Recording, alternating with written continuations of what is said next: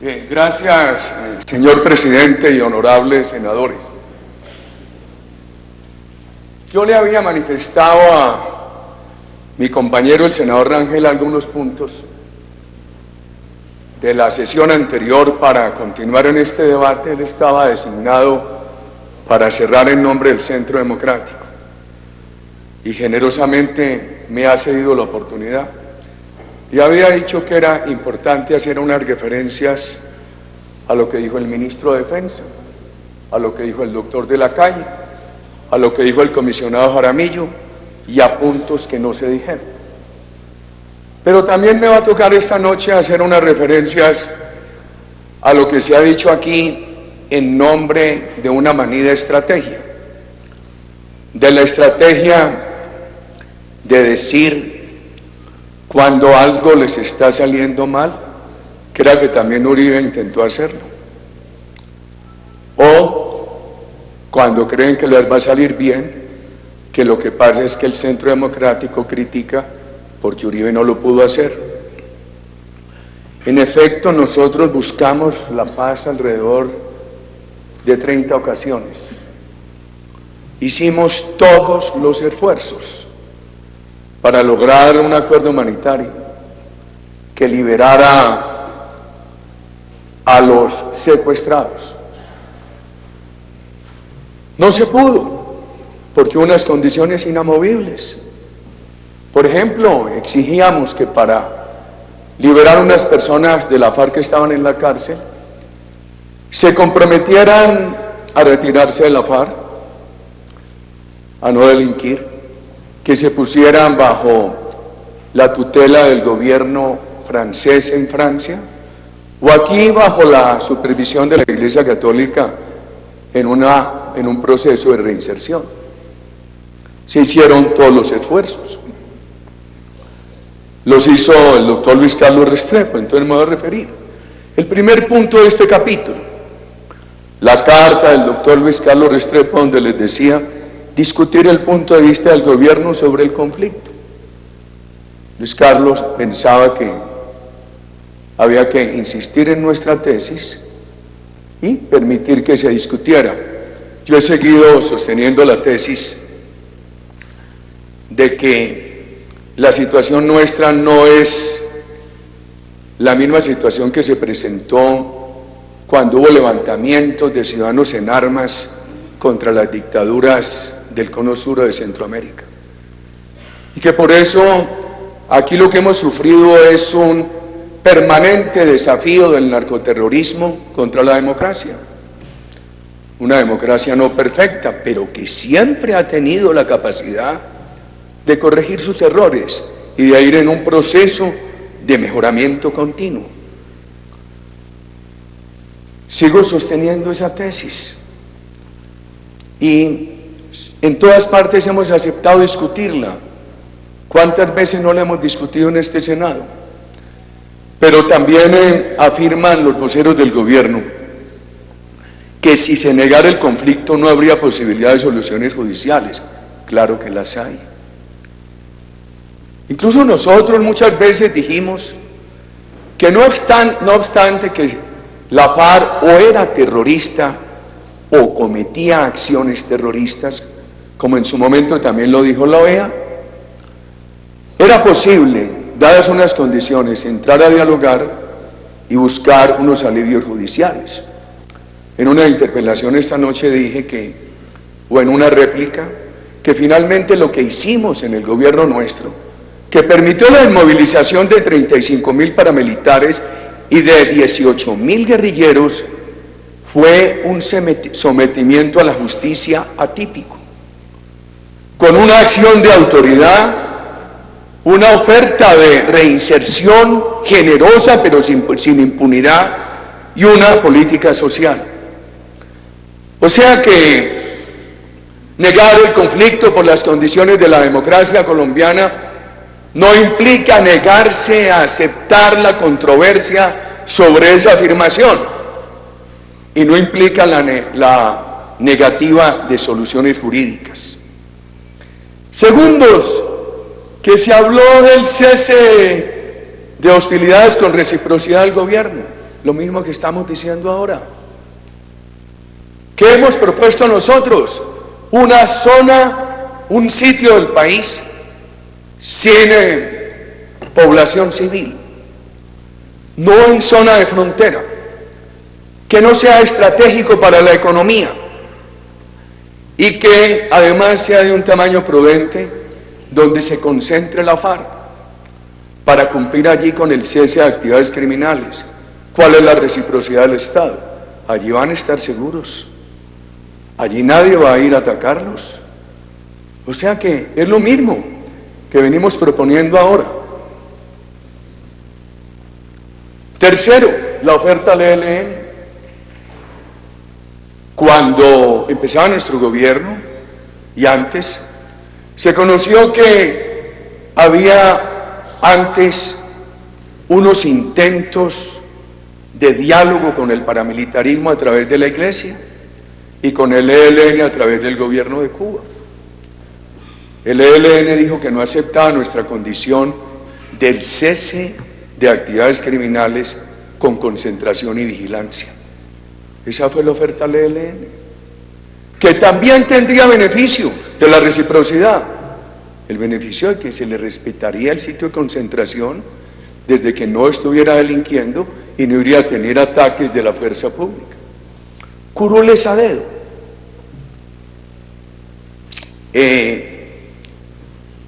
Que el gobierno lo pensaba así, en el límite de la Constitución del 91. ¿Cuál era la idea? Que esas curules pudieran ocupar las personas no condenadas por delitos atroces. Lo mismo que decimos hoy. Nosotros hoy estamos diciendo que no tienen que ir a la cárcel aquellos guerrilleros, la base guerrillera, el guerrillero raso, salvo que se le compruebe un delito atroz. Pero que esos responsables materiales o intelectuales de los delitos atroces sí deben ir a la cárcel y no deben tener elegibilidad política. O sea que también esa oferta nuestra estaba en el marco de esas restricciones. La participación en política se entendía en el texto constitucional del 91, que como aquí se ha repetido muchas veces, solamente permitía la elegibilidad para personas condenadas cuando la condena hubiera sido por un delito político. Ahora se agregó la conexidad, con lo cual no hemos estado de acuerdo, menos la conexidad con el narcotráfico, con el secuestro. La Constitución del 91 sin conexidad lo permitía para el delito político o para el homicidio culposo. Sedición, por supuesto, es que la sedición es uno de los 3 más conocidos delitos políticos, con la rebelión y con la sonada. Pero nunca hablamos de la conexidad de la sedición, por ejemplo, con el narcotráfico, con el secuestro. Inclusive una discusión de nuestro gobierno con la Corte Suprema de Justicia fue porque la Corte Suprema de Justicia negó el delito político al paramilitar raso, la sedición.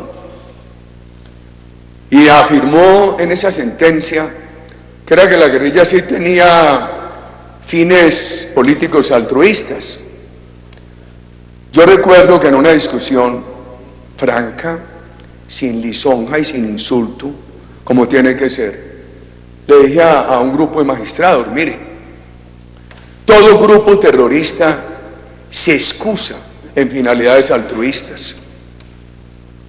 Y así como la guerrilla puede decir que quiere cambiar el orden económico, el paramilitarismo puede decir que quiere mantenerlo. Y como puede ser una finalidad lo del uno, también lo es la del otro. Pero yo agregaba, yo particularmente en una democracia donde no hay delitos de opinión, creo que no debe existir ese atenuante que es el delito político. Pero agregaba, ya que existe, utilicemos ese delito político que es la sedición para aplicarlo a ambos. Porque en aquello que sí no se pueden diferenciar es en la crueldad de sus acciones. Esa fue la propuesta de la sedición. Hoy la estamos haciendo, porque decimos el incurso en el delito político exclusivamente, que no tenga conexidad con el que no esté en curso en el secuestro, en el narcotráfico, etcétera, y que se supone que es el guerrillero raso, que esa persona no le limiten la elegibilidad política y que no lo lleven a la cárcel.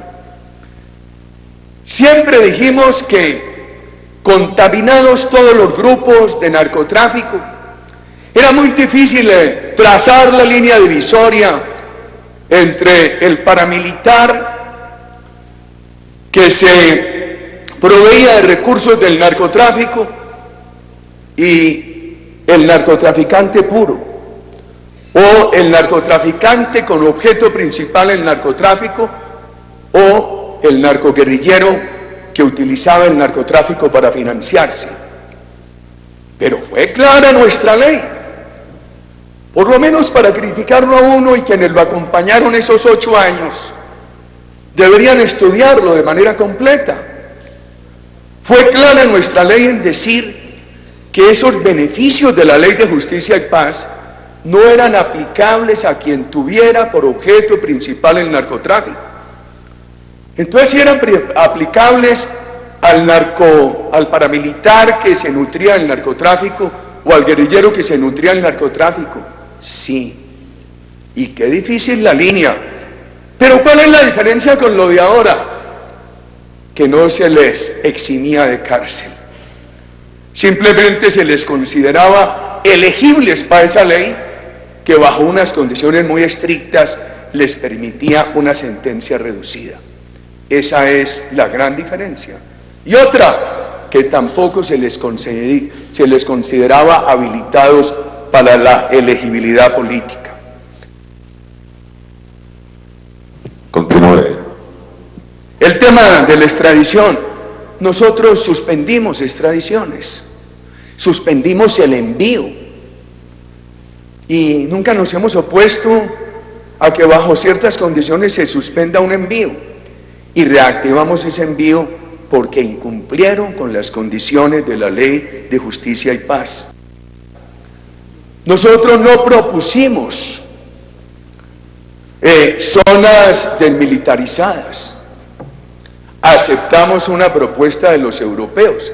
Una vez llegaron, señor presidente, a la oficina de la presidencia los delegados de Europa a decir que habían logrado un acuerdo con la FARC, que en un sitio de 103 kilómetros, en la cordillera vallecaucana, habría una zona de encuentro, que allí vivían apenas 30 personas y que sería una zona de encuentro solamente para implementar el acuerdo humanitario que permitiera la liberación de los secuestrados que tenía la FARC en ese momento, entre ellos los diputados vallecaucanos.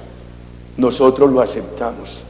¿Sabe qué dijo la FARC? Lo aceptamos por las condiciones, porque había 30 personas que tendrían que estar plenamente protegidas, porque el resto no habría población armada, porque era con el único propósito de implementar la liberación de los secuestrados.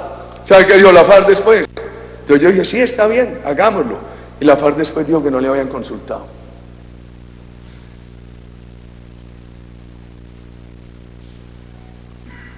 Delitos cometidos por los paras en pleno proceso de paz. Primero, aquellos que querían cumplirse tenían que concentrar en la zona de Ralito. Y el gobierno nuestro no toleró ningún delito. Una noche se denunció el secuestro del senador Génico. El presidente de la República le habló al país, envió un mensaje claro y público, a los minutos estaba liberado. Otro día, un juez de Córdoba le imputó a alias Don Berna la responsabilidad por el asesinato de un diputado. Le di la orden al comandante de la policía que tenía que entrar personalmente a Ralito. A los 3 días estaba Don Berna en poder de las autoridades. Siguió a la cárcel y terminó extraditado. Esa versión que ha creado la revista Semana, de que nosotros procedimos con la misma permisividad frente a los paramilitares como ahora se está procediendo frente a la FARC, es fácilmente desvirtuable. Otra cosa es que nos negáramos a reinsertar a aquellos que estaban cumpliendo. Nosotros entonces no habríamos podido reinsertar a Karina o a Plotter o a los demás cabecillas de la FARC que se reinsertaron en ese momento, porque la FARC seguía delinquiendo, pero ellos no, y ellos se sometían claramente a estas leyes. Y entonces, permítanme referir algunos temas de lo que ocurrió con el debate de la semana pasada. Quisiera tener aquí al señor ministro de la Defensa para decirle respetuosamente que cuando él habla de reducción de homicidios, en muchas partes del país hay reducción de homicidios, no por acción de autoridad, sino por control territorial del terrorismo. Terrorismo dice, pues ¿para qué los va a asesinar si ya se sometieron? Decirle al señor ministro de la Defensa que el aumento de la producción de droga en Colombia no se ha dado, como él lo dijo, porque el gobierno tuvo un impasse presupuestal y se suspendió la acción contra el narcotráfico unos días. Se ha dado ese aumento de la producción de droga porque el gobierno lo permitió. Lo permitió en el sur del país por complacencia al gobierno ecuatoriano, una manera equivocada de entender las relaciones internacionales. Y lo permitió en el Catatumbo para levantar un paro inducido por la FARC. Estos no son rumores nuestros. Allá primero fue el doctor Angelino Garzón y no pudo hacer un acuerdo. Después, el actual ministro del Interior, en compañía de un expresidente de la República, llegaron al Catatumbo y el presidente actual aceptó que el paro se levantaba, pero dando toda la vía libre para los cultivos de droga. Y dice el señor ministro de Defensa hoy a las Fuerzas Armadas, es que no pueden cometer errores. Ajá, entonces el asesinato de los soldados del Cauca no es atribuible a la crueldad de los terroristas, sino al error de los soldados. Cuidado con eso, señor ministro de Defensa. Y el señor doctor Humberto de la Calle en este tema. El tema del doctor de la Calle sobre las armas. Hombre, si uno tiene que cambiar en la vida, uno acepta. Ahí la vida se necesita dialéctica. Yo le hablo mucho a los estudiantes de cómo la coherencia tiene dos enemigos. Tiene un enemigo que es ser tan estricto que no se sea dialéctico, o tan dialéctico que se den bandazos. Pero es que el gobierno siempre aceptaba el tema de la dejación de armas, que en la historia de Colombia tiene el significado de que la guerrilla mantiene las armas. Y lo acaba de decir la guerrilla. Entonces a nosotros nos pareció importante que el doctor de la Calle aquí dijera que se necesitaba que la guerrilla abandonara, entregara totalmente las armas. Yo había escrito aquí otro papelito sobre el doctor de la Calle, sobre el castigo. El doctor a mí me dejó algo muy preocupado de la intervención del doctor de la Calle en materia de castigo. Él habló de castigo, dijo que habrían algunas restricciones a la libertad, pero no habló de cárcel.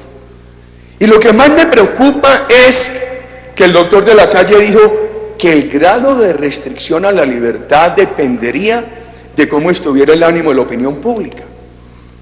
O sea que es un gobierno que no vive en función de la Constitución y de la ley, sino de las encuestas.